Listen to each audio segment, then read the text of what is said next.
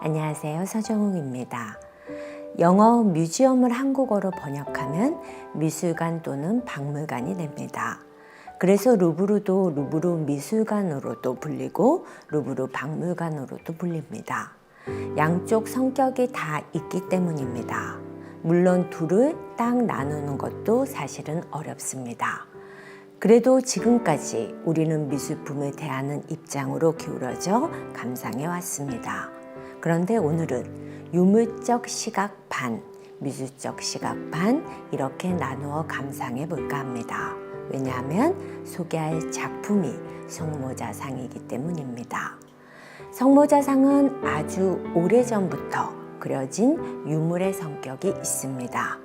기독교가 생긴 후 신자들은 기도를 하게 되었고 그때마다 바라볼 수 있는 그림이 필요했습니다. 그리고 평소에도 수시로 보면서 위로받을 그림이 필요했습니다. 그런 요구로 생긴 것이 성화입니다. 그리고 성화 중에서도 가장 인기 있던 것이 성모자가 나오는 작품입니다. 성모자상은 또 다른 기능도 있습니다. 나를 지켜주는 마음의 방패 같은 역할입니다. 그래서 왕이나 귀족이나 일반 시민이나 집에 성모자상을 걸어두고 싶어 했습니다. 기독교인이라면 말이죠. 그렇다면 많은 성화 중에서 왜 성모자상이었을까요?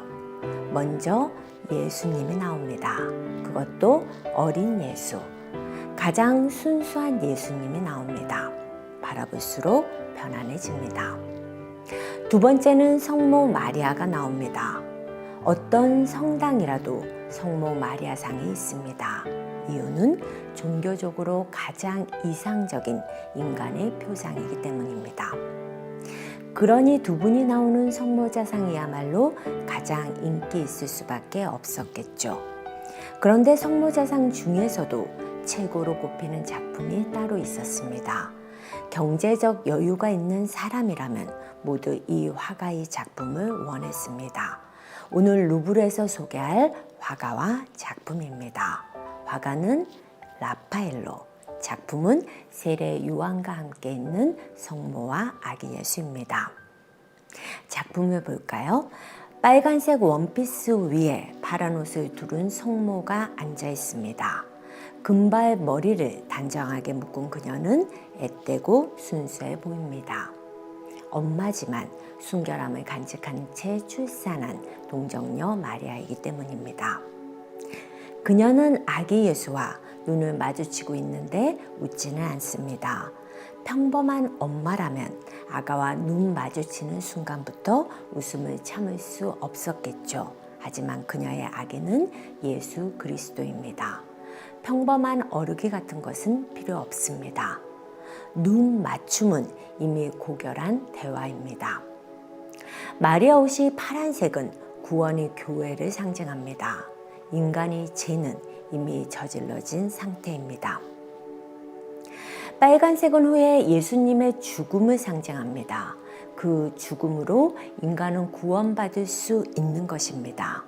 두 분은 그것에 관해 이야기하는 중입니다.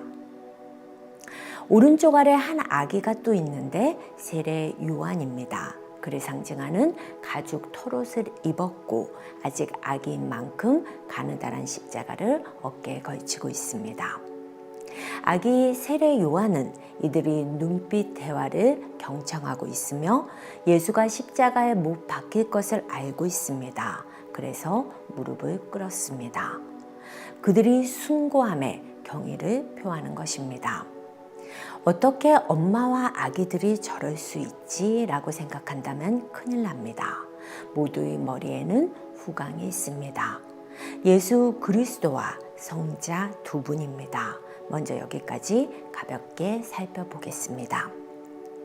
이제부터 현재를 잊고 유물을 대하는 시각으로 상상해 보시죠.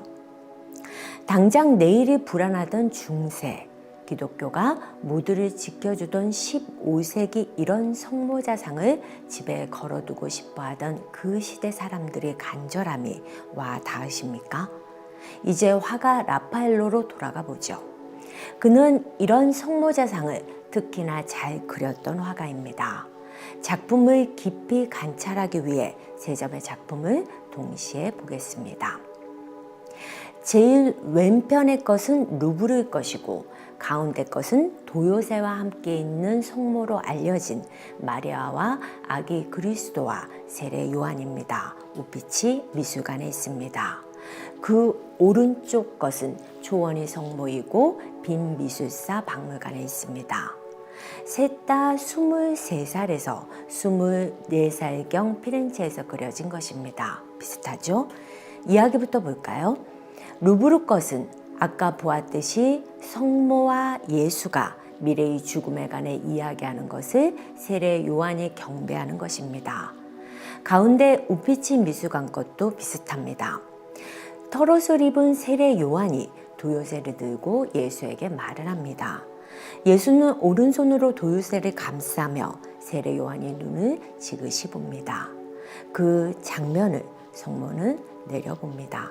성모의 왼손에는 책이 들려 있습니다. 여기서 도요새는 가시 면류관의 순환을 상징합니다. 아기 예수가 도요새를 쓰다듬는 것은 그것을 받아들이겠다는 뜻입니다. 성모가 읽던 책은 앞으로의 예수 순환 이야기가 담긴 것입니다. 성모는 그것을 미리 보고 있는 것입니다. 오른편 빈 미술사 박물관에 있는 초원의 성모를 보죠. 세례 요한과 아기 예수가 마주보고 있고 성모가 그 둘을 바라보는 모양입니다. 세례 요한과 아기 예수 사이에는 가는 십자가가 있습니다. 세례 요한이 두 손으로 쥐고 예수가 한 손으로 잡습니다. 상상이 되시죠? 세례 요한이 십자가에 못 박히실 텐데 어떡하죠? 하는 식이라면 예수는 괜찮다는 뜻입니다. 아기 예수는 한 발 앞으로 나아가고 있습니다. 조금도 두렵지 않다는 뜻입니다. 그것을 성모가 감싸고 있습니다. 라파엘로는 이렇게 성모와 아기 예수와 세례 요한을 등장시킨 다음 셋이 십자가의 죽음에 관해 대화하는 스토리를 기본으로 짠 다음 세 점의 작품을 그린 것입니다. 사실 이것은 성경에 나오는 장면은 아닙니다. 라파엘로가 그려질 것을 상상해서 만들어낸 것입니다. 뭘 상상했을까요? 삼각형 구도입니다.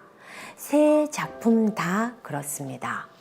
삼각형은 대단한 안정감을 줍니다. 그것을 예상한 것입니다. 그 다음 라파엘로는 배경을 선택합니다. 다 초원입니다. 초원만큼 마음을 평화롭게 하는 것도 드뭅니다. 멀리를 보죠. 넓은 호수가 있거나 흐르는 물이 있습니다. 그 역시 마음에 휴식을 줍니다. 하늘 역시 다르지 않습니다. 파란 하늘에 뭉게 구름, 그 역시 마음을 툭 트이게 해주죠. 라파엘로는 복잡한 스토리나 너무 무거운 성스러운 스토리는 다 뺐습니다. 그리고 담백한 누가 언제 보아도 친근한 이야기로 작품을 마무리하였습니다. 내용은 분명 성화인데 엄마와 아기의 다정한 한때를 보는 것도 같고 서정적인 풍경화를 보는 것도 같습니다. 마지막으로 라파엘로의 그리는 솜씨를 평해보죠. 먼저 모델입니다. 성모의 모델이 마음에 드십니까? 풋풋합니다. 얼굴은 하얗고 볼은 발그레합니다. 게다가 성모는 우리를 바라보지 않습니다. 서로들 눈을 마주칩니다. 만약 모델이 우리를 바라보고 있다면 인상적인 그림은 되었겠지만 지금처럼 편안하지는 않았을 겁니다. 라파엘로가 관객을 배려한 것입니다.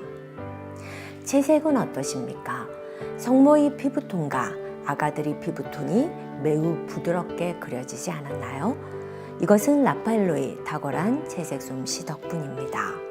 성모의 파란 치마를 눈여겨보세요. 마음이 씻겨나가는 듯 시원함을 주지 않나요? 그런데 루브르의 것이 파란색은 조금 부족하죠. 그것만은 라파엘로가 그리지 않아서 그렇습니다. 그가 미완성으로 남긴 것을 화가 리돌프 데 기를란다요가 마무리한 것입니다. 이제 다시 루브르의 세례 요한과 함께 있는 성모와 아기 예수로 돌아와 보죠. 저는 오늘 15세기 유산을 바라보는 관점, 그리고 라파엘로를 감상하는 관점, 이렇게 두 방향에서 소개했습니다. 성모자상이 그때 사람들에게 어떤 의미였을까? 수많은 화가들 사이에서 라파엘로는 자신의 특징을 어디에 두었을까? 왜 많은 사람들이 라파엘로를 좋아할 수밖에 없었을까? 좀 이해가 되십니까? 설명이 부족했다면 더 감상하시면서 그 부분까지 채워보시죠. 그럼 오늘도 행복하시길 바라며 다음 시간에도 좋은 작품으로 찾아오겠습니다. 평안한 하루 보내시기 바랍니다.